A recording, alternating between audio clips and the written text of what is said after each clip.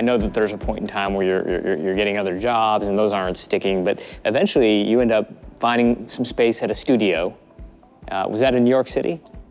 Yeah, and there was like a 5-year period after college where I tried to become a normie and get a job.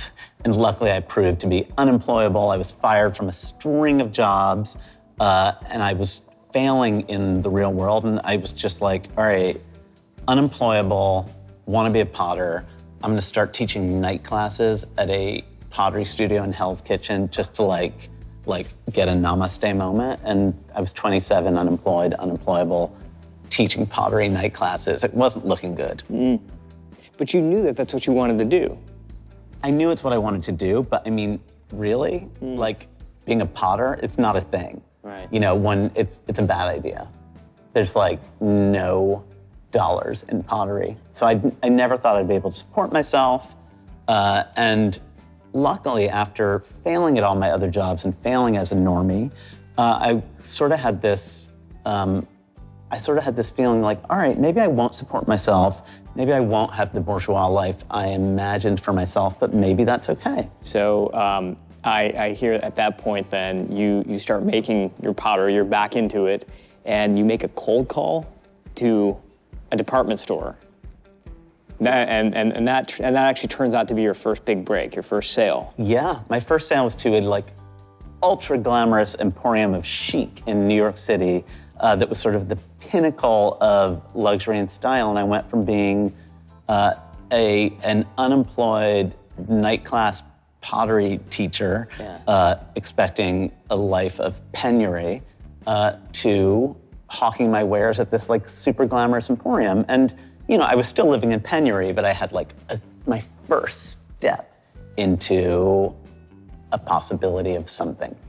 So that ends up leading to you opening your first store a few years later, and that first store is in Soho, right? Yeah. And so now you're starting to make this transition from, you know, solo artist to you have employees, you have a team, you have a store, you have potentially a plan even.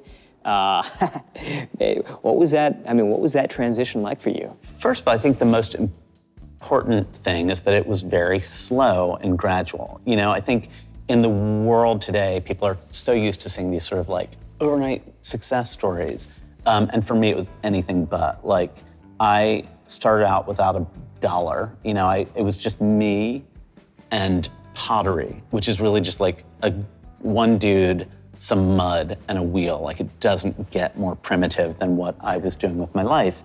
And, you know, I didn't have backers or investors. I didn't even know that was a thing. I just thought, all right, I gotta like make these pots. And it was just a very gradual, steady progress, sans plan, but, you know, a lot of incremental success stories. And along the way, I just kind of made some decent decisions and some indecent decisions, as well as some bad decisions.